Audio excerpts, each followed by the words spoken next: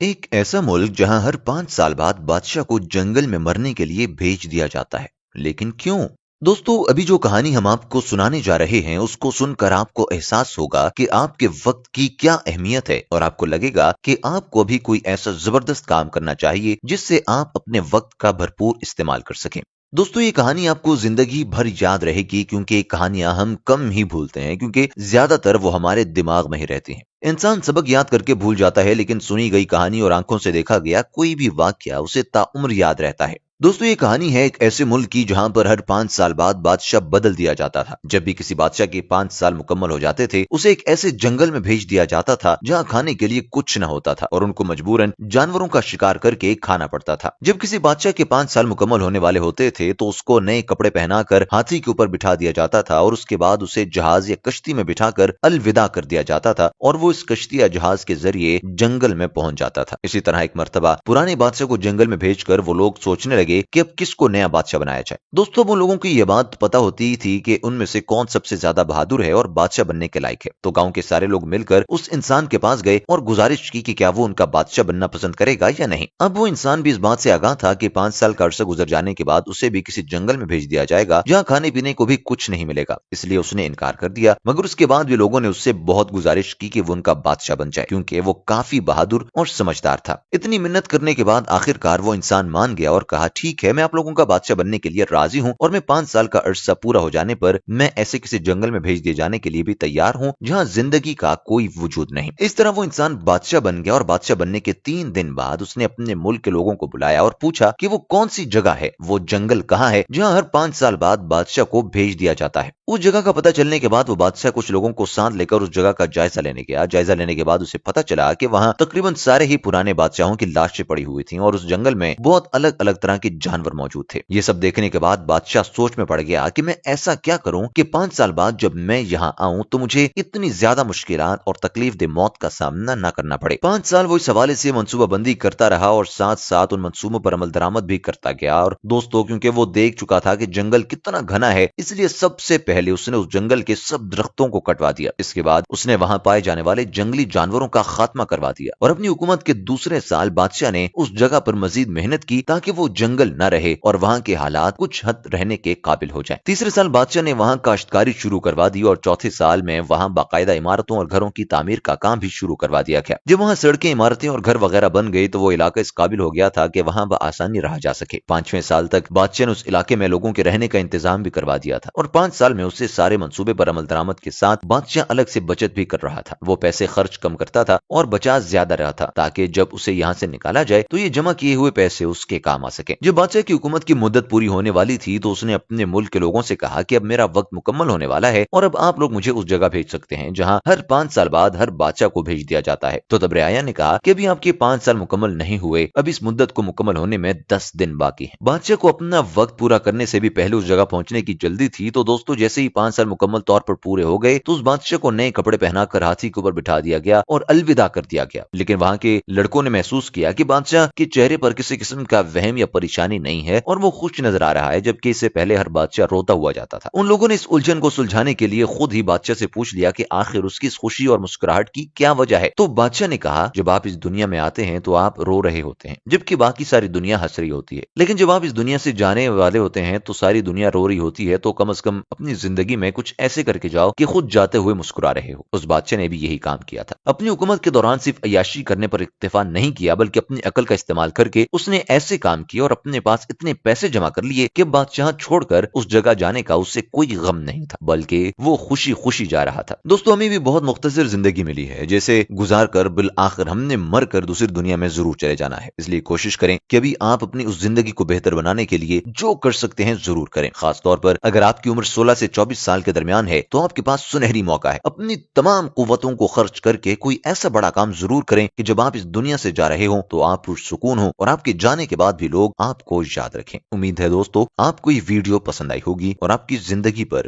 مثبت اثرات ڈالے گی۔